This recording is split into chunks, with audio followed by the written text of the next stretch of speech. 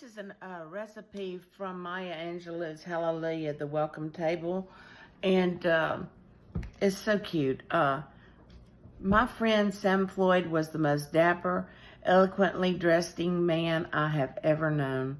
He had lived during the flapper days, and he would have been one of the first to wear spats. In another age, he would have sported a foulard or a four-in-hand. He certainly would have owned a derby and a fedora. In fact, somewhere in his crowded closet, in his crowded apartment in New York's Greenwich Village, he did have a beret from Paris and a top hat for formal evenings out in the New York town. In the 1960s, he wore Brooks Brothers suits, Van Heusen shirts, and Sulka silk ties. His shoes were custom made. In 1969, Sam and I flew out to California to visit my mother, who was the most elegant dressing woman I ever knew. She wore Daché hats and Lillian suits, Lily Rubin dresses, and Daniel Green slippers. They admired and even liked each other. They were a match. Sam and I were invited to dinner by a friend of my mother's who declined to go. The date started to go bad from the first minute.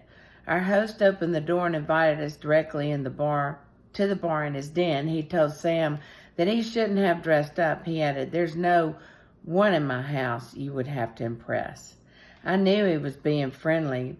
Sam was offended. Sam wouldn't have thought that what he was wearing was dress up. He said, "I didn't really have to try to achieve this just to come to your house." I knew Sam was just being Sam, but now the host was offended. Just as he was preparing his rejoinder, I stepped in. "May we order drinks?" I got dust in my throat. That was the height of the evening.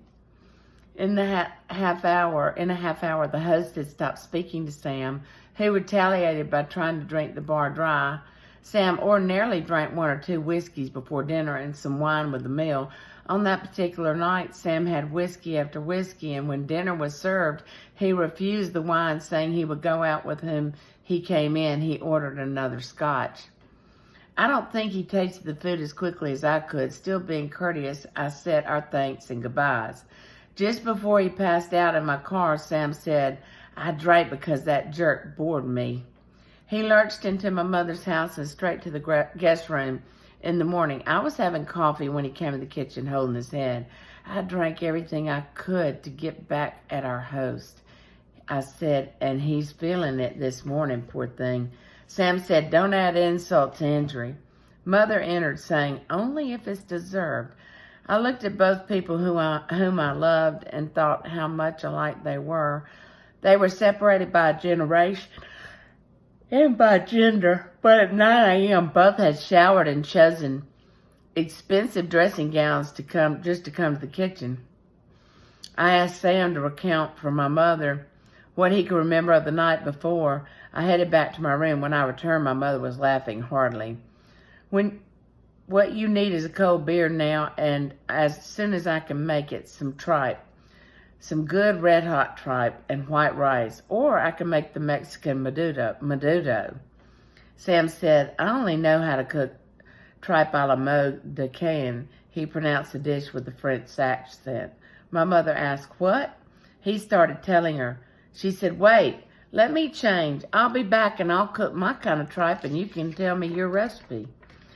She went back to her room. Sam took his beer and disappeared, and I returned to my room. I smelled onions frying, and I followed the aroma to the kitchen. My mother dressed in white was stirring onions in a skillet. Within minutes, Sam entered, also in white. They looked at each other and laughed. Sam said, "The beer saved my life. I'll have another." Mother said, "Why don't you make us a few dry martinis? We'll eat soon." I asked, "You cook tripe that fast?" "I use my pressure cooker, but it doesn't take as long as it used to now that they process the tripe. They clean it and then they pre-cook it." We sat at the table, suffused in delicious aroma. Suddenly, Sam's sleeve was caught on the martini glass, and it tipped into his plate of tripe. Then his plate slipped over onto Mama's lap. We all jumped. Sam apologized. Mother went to the sink.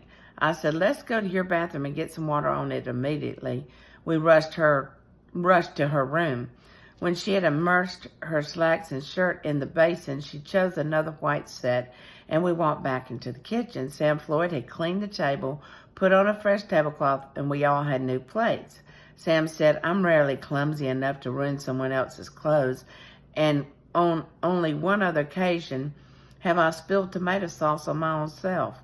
We sat down and enjoyed the food. Mother said, "This is a good hangover food. Never fails."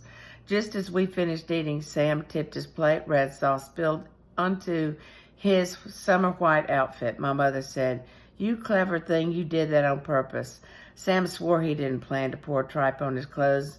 Maybe he didn't, but I know with that accident, he made my mother his friend for life.